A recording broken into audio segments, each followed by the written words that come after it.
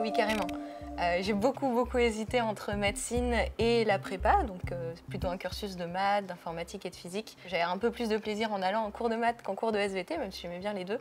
Donc finalement, je me suis dit, bon, bah, on va aller en prépa. Et puis quand on a fait médecine, après, on est destiné à devenir médecin, bon, modulo les spécialités.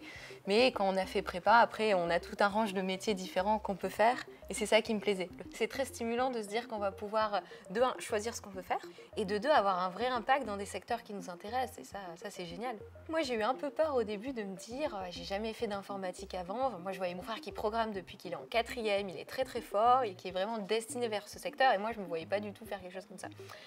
Mais en fait, finalement, je me suis rendu compte au cours de mes stages, donc j'ai fait des stages finalement assez techniques en informatique, donc de modélisation en neurosciences pour modéliser une partie du cerveau impliqué dans les cas d'épilepsie, et à Oslo pour étudier certains liens entre des séquences génétiques et des sous-types de cancer du sein. Donc là, je me suis retrouvée à faire quasi essentiellement de l'informatique, donc analyser des très gros jeux de données, en tout cas pour ce deuxième stage. Et finalement, ça s'est très bien passé parce que l'informatique, c'est vraiment quelque chose qui s'apprend en faisant. Et on se rend compte que ça marche bien, on y arrive. Et puis si on a besoin d'aide, on demande de l'aide. Et il y a plein de gens qui sont prêts à aider. Donc vraiment, pas besoin de prérequis particuliers pour se lancer dans l'informatique. On arrive à faire des choses assez complexes, même sans prérequis. Dans tous les secteurs, on fait de l'informatique et des sciences des données. Finalement, les sciences des données, c'est un outil avec lequel on peut faire des choses géniales en santé. On peut découvrir des choses incroyables et vraiment faire avancer l'état de la médecine grâce à cet outil. Dans mon master actuellement, on est à peu près 10% de filles sur une promo de 200 personnes, alors que dans mon école d'ingénieur, on était un peu plus, on était entre 25 et 30% de filles, je dirais. Alors pourquoi ? Je pense que c'est de manière générale un problème qui est assez sociétal, c'est-à-dire que les filles n'ont pas beaucoup d'exemples de femmes qui réussissent en sciences des données, en mathématiques, donc elles vont se dire que c'est pas pour elles.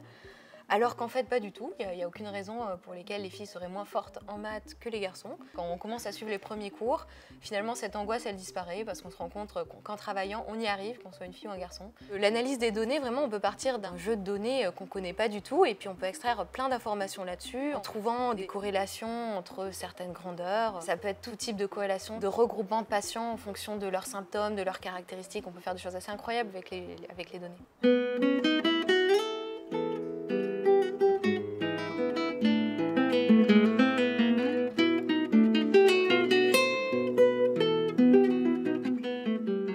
Ce que je peux faire, au moins, même indirectement, peut avoir un impact sur des patients, alléger leur souffrance, améliorer leur traitement ou autre, je pense que j'aurais réussi quelque chose dans ma vie. Ce qui me tient à cœur, donc là, si je m'adresse à des lycéennes, à des collégiennes, c'est vraiment de ne pas se censurer, de ne pas avoir ce fameux syndrome de l'imposteur, de ne pas prendre que des cours faciles, d'aller au bout de ce qu'on veut faire. Si on aime les maths, si on aime l'informatique, on peut le faire. Et à côté, continuer à avoir des loisirs, une vie sociale, du sport, de la musique. Ça va être bénéfique pour notre vie étudiante et notre vie professionnelle. J'aurais plutôt tendance à encourager en fait toutes les filles qui sont tentées par ce secteur des mathématiques, des sciences des données. Il n'y a aucune raison pour lesquelles, en étant une fille, on ne pourrait pas faire ce type de métier. Et moi, j'ai ressenti aucune pression, aucune discrimination, donc vraiment, allez-y.